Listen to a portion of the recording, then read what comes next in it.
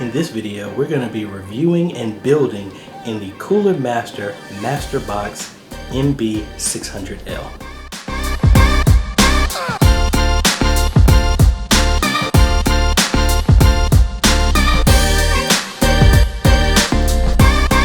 Hey guys, this is AJ the CEO. This is your first time stopping by the channel. Thanks for stopping by, and on this channel we focus on tips, training strategies, reviews, and builds to modernize your media ministry. So if you're new here, consider subscribing.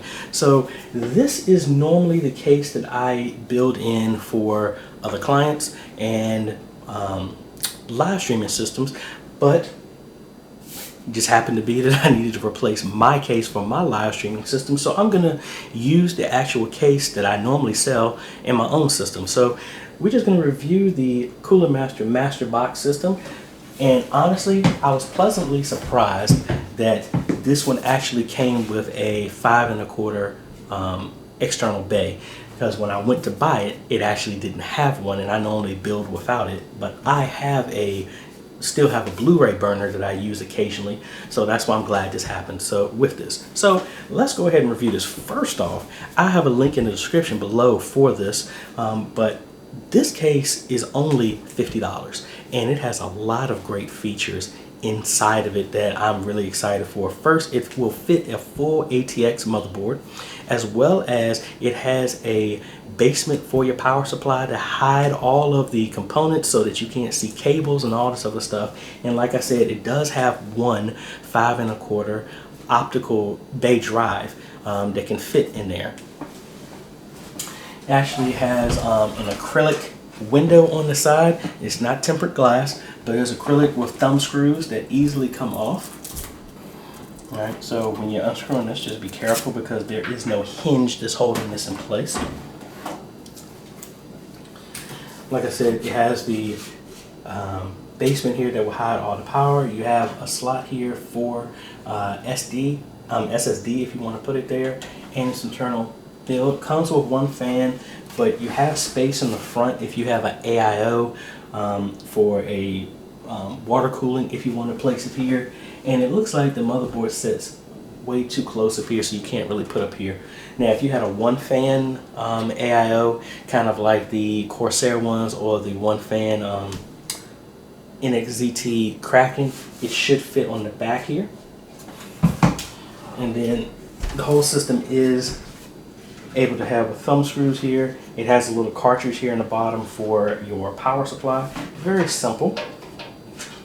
So you can just screw the power supply into that, slide the whole thing in there.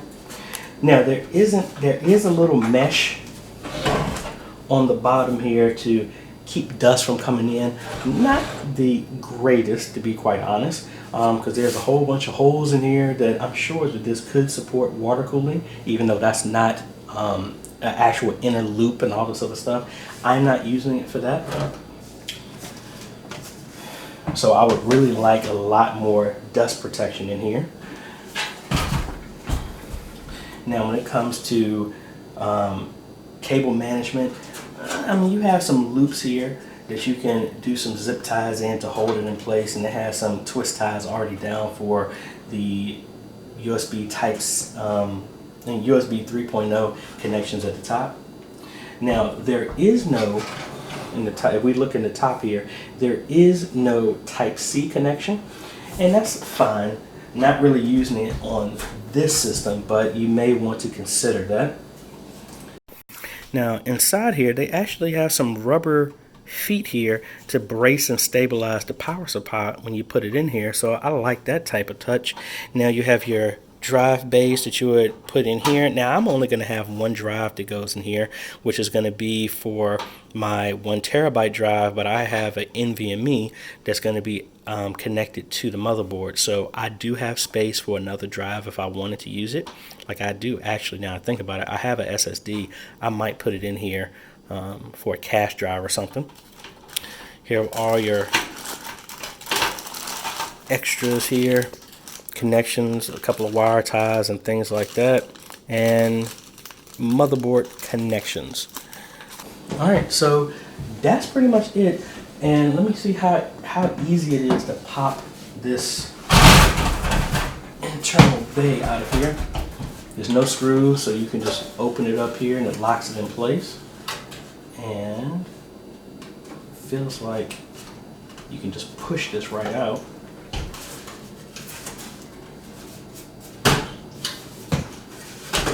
Alright, disconnect the front. Now let's see how we can disconnect this front tab. And it just pops right out. Anyway, so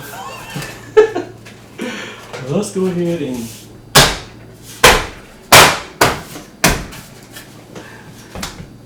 so I guess enough talking. Let's do a build in this, shall we?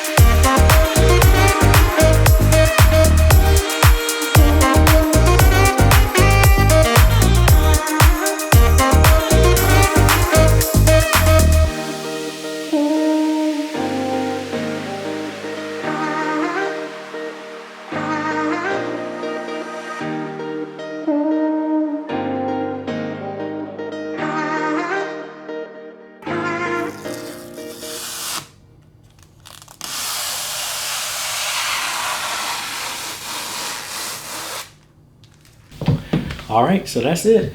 Honestly, really like this case.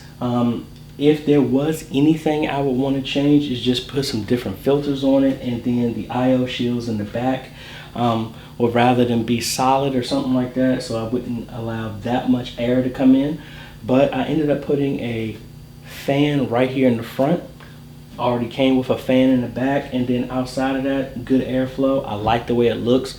My case was already, my motherboard and everything else with the Radeon VII and the RGB Wraith Spire cooler for my 1700X already had a red, black, and silver type of aesthetic, and this red and black case just matches it, and it works very well with it. Really like how it does, how it looks. The overall building it was really simple. Cable management could have been a little bit better, but I mean, it had more than enough loops for you to loop cables, twist ties, or zip ties or whatever to strap everything down so everything is out of the way. So that's about it, the review of the MasterBox MB600L. So a link is in the description. Again, I got this for $49.99 off of Amazon, and the link is in the description, which is an affiliate code, just so way you're aware of it. And that's about it. If you like this type of content, I would appreciate a like, consider subscribing, and hit that bell. That way you get notified when we come out with other videos to help modernize your media ministry, or when we do other builds like this. This is AJ, and we will see you on the next video. Later.